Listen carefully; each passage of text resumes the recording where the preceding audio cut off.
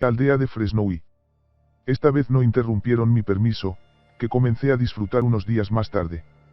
En mi diario encuentro esta anotación breve, pero elocuente: pasado muy bien el permiso. No tendré que hacerme reproches después de mi muerte. El 9 de abril de 1917 me reincorporé a la segunda compañía, que se hallaba acantonada en la aldea de Merignies, no lejos de Douai. Una alarma estropeó la alegría de mi reencuentro con los camaradas. Aquella alarma me resultó especialmente desagradable porque recibí la orden de conducir a Beaumont un convoy de armamento. Bajo chaparrones de agua y ráfagas de nieve cabalgué en cabeza de los carros que sigilosamente se deslizaban por la carretera, hasta que a la 1 de la madrugada llegamos a nuestro punto de destino. Instalé como buenamente pude a los hombres y a los caballos y luego me puse a buscar alojamiento para mí, pero encontré ocupado hasta el último rincón. Finalmente, a un funcionario de la intendencia se le ocurrió la buena idea de ofrecerme su cama, pues él tenía que pasar la noche en vela al lado del teléfono. Sin quitarme ni las botas ni las espuelas me arrojé en el lecho, en tanto aquel hombre me contaba que los ingleses habían tomado a los bávaros las alturas de Vimy y una gran extensión de terreno. A pesar de su espíritu hospitalario, me di cuenta de que le resultaba sumamente desagradable que aquella tranquila aldea de descanso de la tropa se transformase en un punto de reunión de unidades combatientes. A la mañana siguiente nuestro batallón marchó a pie hasta la aldea de Fresnoy, en dirección al tronar de los cañones. Allí recibí la orden de instalar un puesto de observación. Ayudado por algunos de mis hombres, escogí en la periferia occidental de la aldea una pequeña casa e hice abrir en su techo un agujero orientado hacia el frente. Nuestras pertenencias personales las trasladamos al sótano de aquella casita. Al hacer limpieza en él cayó en nuestras manos un saco de patatas. Fue un agradable complemento de nuestro escasísimo rancho. Todas las noches me preparaban Igge patatas cocidas sin pelar, que tomaba con sal. Gornik, que ocupaba con un destacamento de la policía de campaña la aldea de Willerval, ya evacuada, me remitió, como obsequio de camarada, unas cuantas botellas de vino tinto y una lata de embutido de hígado. Procedían de las existencias de un almacén de víveres que había sido abandonado con las prisas. Para salvar tales tesoros envié inmediatamente a aquel sitio una unidad de requisa, equipada con cochecitos de niño y otros vehículos similares. Por desgracia tuvo que dar media vuelta sin lograr su objetivo, pues los ingleses habían llegado ya a las afueras de Willerval en compactas líneas de tiradores.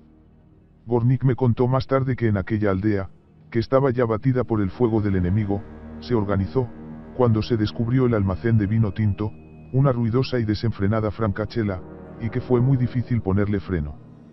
Lo que en tales casos solíamos hacer a continuación de la orgía era partir en dos pedazos con la pistola las garrafas de vidrio y otros recipientes similares. El 14 de abril el mando me encomendó la misión de instalar en Fresnoy una cabecera de transmisión de mensajes. Para este fin puso a mi disposición enlaces a pie, ciclistas, teléfonos, una estación de señales ópticas, así como un telégrafo por cable, palomas mensajeras y un cordón de relés luminosos. Al atardecer me dediqué a buscar un sótano que resultase adecuado para aquella instalación y que además tuviera incorporada una galería subterránea. Luego me encaminé por última vez a mi antiguo alojamiento, situado en la periferia occidental de la aldea. Aquel día había habido mucho trabajo y regresé agotado. Durante la noche me pareció oír algunas veces detonaciones sordas y gritos de Nigge, pero tenía tanto sueño que me contentaba con murmurar: «Dejadlos que tiren». Luego me daba media vuelta en la cama, aunque el polvo que flotaba en el aire de la habitación era tan espeso como en una calera. A la mañana siguiente el pequeño Schultz, sobrino del coronel von Oppen, me despertó a gritos. «Pero, hombre, es que aún no se ha enterado de que los proyectiles han aplastado su casa». Cuando me levanté y revisé los daños hube de comprobar que una granada de grueso calibre había reventado en el tejado. Todas las habitaciones, incluida aquella en que estaba el puesto de observación, habían quedado arrasadas.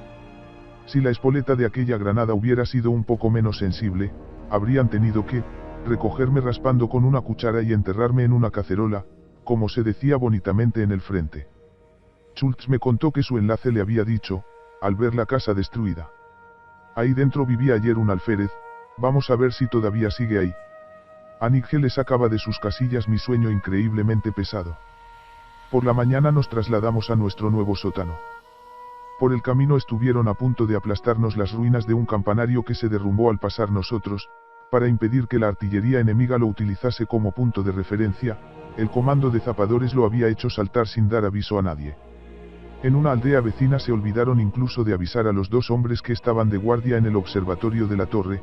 Milagrosamente se los pudo rescatar ilesos de entre las vigas. Aquella misma mañana saltaron por los aires más de una docena de campanarios en las cercanías. Nos instalamos bastante aceptablemente en nuestro espacioso sótano, en el que reunimos, tal como nos vinieron a las manos, muebles sacados tanto de las casas ricas como de las humildes. Lo que no nos gustaba lo quemábamos para calentarnos. En aquellos días se libraron por encima de nuestras cabezas varios enconados combates aéreos. Casi siempre terminaban con la derrota de los ingleses, pues la escuadrilla de Richthofen sobrevolaba entonces aquella zona. A veces ocurría que 6 o 7 aviones enemigos eran obligados a aterrizar uno tras otro o eran incendiados por los disparos de los nuestros. En una ocasión vimos cómo el ocupante de uno de ellos trazaba amplios círculos fuera ya del avión y luego caía a tierra, como un punto negro, separado de su máquina. Pero el mirar mucho hacia arriba encerraba también, ciertamente, sus peligros. Así, un casco de metralla que cayó de lo alto hirió mortalmente en el cuello a un hombre de la 4ª compañía.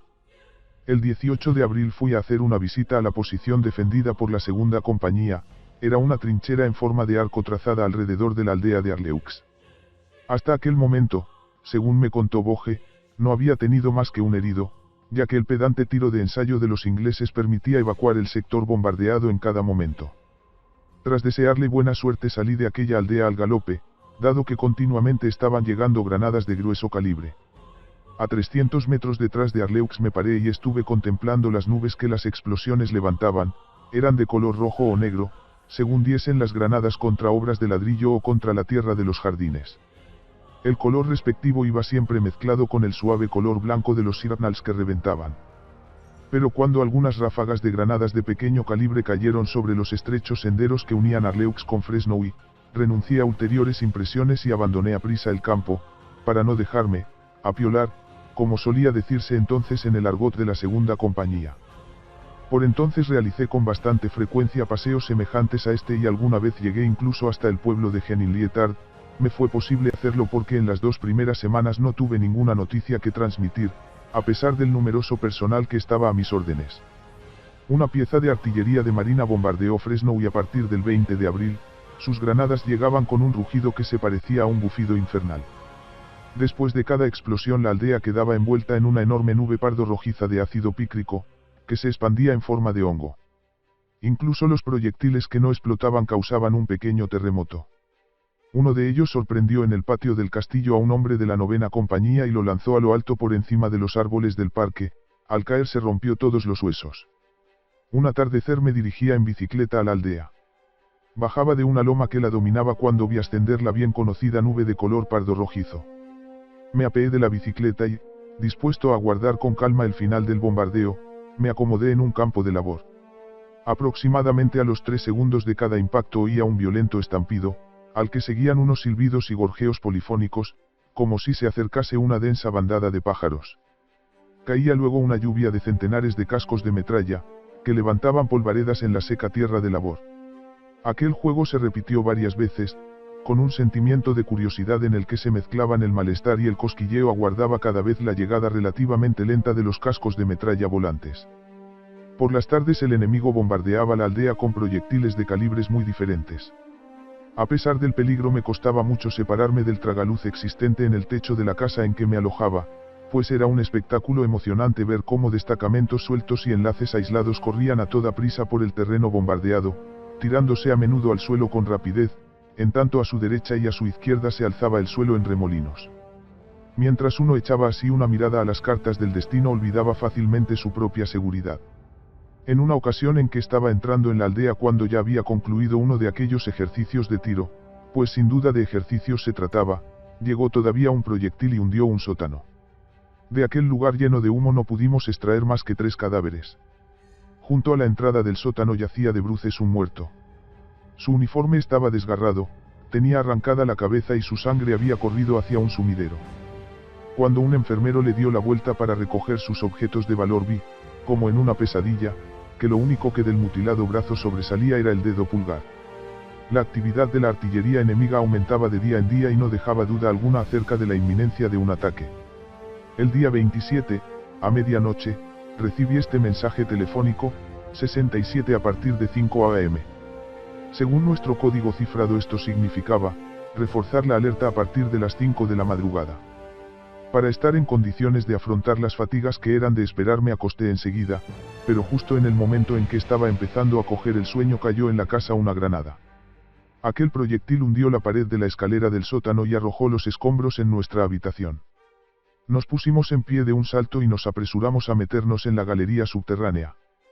Cuando, malhumorados y cansados, nos acurrucamos en la escalera, iluminados por la luz de una vela, llegó corriendo el jefe de los soldados encargados de las señales ópticas, cuya estación, junto con 2 valiosas linternas de señales, había quedado aplastada aquella tarde, y me comunicó lo siguiente.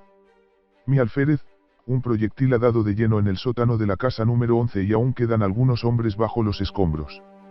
En aquella casa había alojado yo a 2 ciclistas y 3 telefonistas, de modo que salí corriendo con algunos de mis hombres a auxiliarlos. En la galería subterránea de aquella casa encontré a un soldado herido y a un cabo, que me contaron lo siguiente. Cuando empezaron a caer sospechosamente cerca los primeros proyectiles, 4 de los 5 ocupantes del edificio decidieron refugiarse en la galería. El primero bajó enseguida a ella, otro se quedó tumbado tranquilamente en la cama, los otros 3 comenzaron a ponerse las botas. Como tantas otras veces en la guerra, quienes salieron mejor librados fueron el más precavido y el más indiferente. El primero no fue herido, al dormilón lo hirió en el muslo un casco de metralla. Los otros 3 quedaron destrozados por una granada que atravesó la pared del sótano y reventó en el rincón opuesto al lugar por donde entró. Tras oír este relato encendí de todos modos un puro y penetré en la habitación, que estaba llena de humo, en medio de ella se alzaba casi hasta el techo un informe montón en el que se entremezclaban sacos de paja y destrozados muebles y armazones de camas. Colocamos algunas luces en las rendijas de la pared y nos dispusimos a llevar a cabo nuestra triste tarea. Agarramos los miembros que sobresalían de entre las ruinas y, tirando de ellos, sacamos los cadáveres. Uno tenía arrancada la cabeza, su cuello, plantado sobre el tronco, parecía una esponja sanguinolenta. Del muñón del brazo de otro sobresalía el hueso astillado, su uniforme estaba empapado en la sangre que brotaba de una gran herida que tenía en el pecho. Al tercero le colgaban los intestinos fuera del vientre, que estaba abierto. Cuando lo sacábamos a tirones, una madera astillada se clavó en aquella herida espantosa y produjo un odioso ruido. Al oírlo, uno de los ordenanzas se permitió una observación, pero Nigel lo hizo callar con estas palabras. Cierra el pico, que aquí los graznidos están fuera de lugar. Hice un inventario de los objetos de valor que encontramos en los muertos. Era aquella una tarea siniestra. Las llamas de las velas oscilaban en medio del espeso vaho que allí había y lanzaban un resplandor rojizo, mientras los hombres me iban entregando carteras y objetos de plata. Parecía como si estuviéramos ejecutando una actividad oscura y secreta. El fino polvo amarillo de los ladrillos se había depositado en los rostros de los muertos y les daba la rígida apariencia de máscaras de cera. Echamos mantas sobre los cadáveres y, tras haber cargado a nuestro herido en una lona de tienda de campaña, nos apresuramos a salir de aquella galería. Al herido le dimos este estoico consejo. Aprieta los dientes, camarada. Atravesando un salvaje fuego de signals lo llevamos hasta el puesto de socorro. Cuando volví a mi alojamiento, unas copas de cherry brandy me ayudaron a serenarme. Al poco tiempo empezó otra vez el bombardeo, más violento todavía que antes. Nos apresuramos a reunirnos en la galería subterránea, pues aún seguía nítido ante nuestros ojos el ejemplo que acabábamos de ver de la eficacia de la artillería en los sótanos. A las 5:15 de la madrugada el fuego alcanzó en pocos segundos una intensidad inaudita. Nuestro servicio de información había previsto bien los acontecimientos. La galería subterránea en que nos encontrábamos vibraba y temblaba como un barco en un mar tempestuoso. A nuestro alrededor oíamos el trueno de las paredes al desplomarse y el crujido de los edificios cercanos que se venían abajo cuando un proyectil acertaba de lleno en ellos. A las 7 de la mañana capté un mensaje óptico que la brigada dirigía al segundo batallón. Decía así: la brigada desea tener inmediatamente una idea clara de la situación. Una hora más tarde volvió, mortalmente extenuado, el enlace y me trajo este mensaje: el enemigo ha ocupado Arleux y el parque de Arleux. He ordenado que la 8ª compañía contraataque, pero hasta este momento no tengo noticias. Rochol, capitán. Esta fue la única noticia, muy importante, desde luego, que transmití con mis numerosos aparatos durante las 3 semanas que pasé en Fresnoy. En el momento en que mi actividad resultaba sumamente valiosa, la artillería enemiga había puesto fuera de combate casi todas mis instalaciones y yo mismo me hallaba encerrado, como un ratón cazado, bajo una campana de fuego. La estructura de aquella cabecera de transmisión de mensajes era poco apropiada, estaba excesivamente centralizada. Aquella sorprendente noticia me hizo comprender por qué, desde hacía algún tiempo, venían estrellándose contra las paredes de los edificios balas de infantería disparadas desde corta distancia. El bombardeo recomenzó con más virulencia que nunca en el momento en que estábamos acabando de formarnos una idea clara acerca de las grandes pérdidas sufridas por nuestro regimiento. Nigge, que había sido el último en llegar a la galería, seguía aún en el peldaño más alto de la escalera. En aquel momento un estampido parecido a un trueno nos anunció que los ingleses habían conseguido por fin acertar con sus disparos en nuestro sótano. Al buen Nigge le cayó sobre la espalda un pesado pedrusco, pero no recibió ningún otro daño. En la parte de arriba estaba hecho trizas todo lo que allí había. Hasta abajo, donde estábamos nosotros, la luz del día nos llegaba únicamente a través de 2 bicicletas que habíamos dejado amontonadas en la entrada de la galería. Bastante abatidos, nos replegamos hasta el escalón más bajo, mientras sacudidas sordas y continuas y el estrépito de las piedras al caer nos convencían de la inseguridad de nuestro refugio. El teléfono funcionaba aún, milagrosamente. Le expuse nuestra situación al jefe del servicio de comunicaciones de la división y recibí la orden de replegarme con mis hombres al puesto de socorro, que quedaba cerca y estaba instalado en una galería. Empaquetamos lo indispensable y nos dispusimos a dejar nuestra galería por la otra salida, que aún se hallaba intacta. Aunque no escatimé órdenes ni amenazas, los hombres de la compañía de telefonistas, con escasas experiencias de la guerra, dudaban en abandonar la protección de la galería y exponerse al fuego. Tanto tiempo estuvimos dudando que también se desmoronó con estrépito esa otra entrada, arrasada por una granada de grueso calibre. Nadie resultó herido, por fortuna, solo nuestro pequeño perro empezó a aullar de un modo lastimero y a partir de ese momento desapareció. Apartamos a un lado las bicicletas que obstruían la salida de la galería al sótano, nos arrastramos a gatas por encima del montón de ruinas y salimos al aire libre por una grieta de la pared. Sin detenernos a contemplar la increíble transformación de aquel lugar echamos a correr hacia la salida de la aldea. Cuando el último de nosotros acababa de abandonar el portal del patio, el edificio, alcanzado por un potente proyectil, recibió el golpe de gracia. En el espacio intermedio entre la periferia de la aldea y el puesto de socorro había un cerrojo de fuego. Granadas de pequeño y de grueso calibre, provistas de espoletas de percusión, de retardo e incendiarias, así como proyectiles no estallados, vainas y shrapnels producían una confusión de locura, capaz de turbar ojos y oídos. En medio de todo aquello avanzaban unidades de apoyo, que evitaban por la derecha y por la izquierda el atolladero de la aldea. En Fresnoy se sucedían continuamente las columnas de tierra, altas como campanarios, cada segundo parecía querer sobrepujar en violencia al anterior. La tierra se tragaba casa tras casa como por arte de magia, las paredes se venían abajo, las fachadas se derrumbaban, los desnudos armazones de las techumbres eran lanzados por los aires e iban a segar los techos vecinos. Por encima de blancuzcos bancos de vapor danzaban nubes de cascos de metralla, ojos y oídos permanecían hechizados por aquel exterminio vertiginoso. En el puesto de socorro pasamos 2 días, estuvimos atrozmente apretujados, pues, además de mis hombres, también se alojaban allí las planas mayores de 2 regimientos, los comandos de relevo y los inevitables, despistados.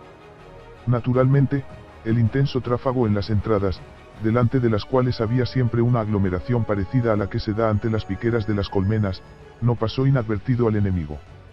En el camino que pasaba por delante empezaron a caer pronto, a intervalos de 1 minuto, granadas de tiro preciso, que se cobraron numerosas víctimas, las voces de llamada a los enfermeros eran continuas.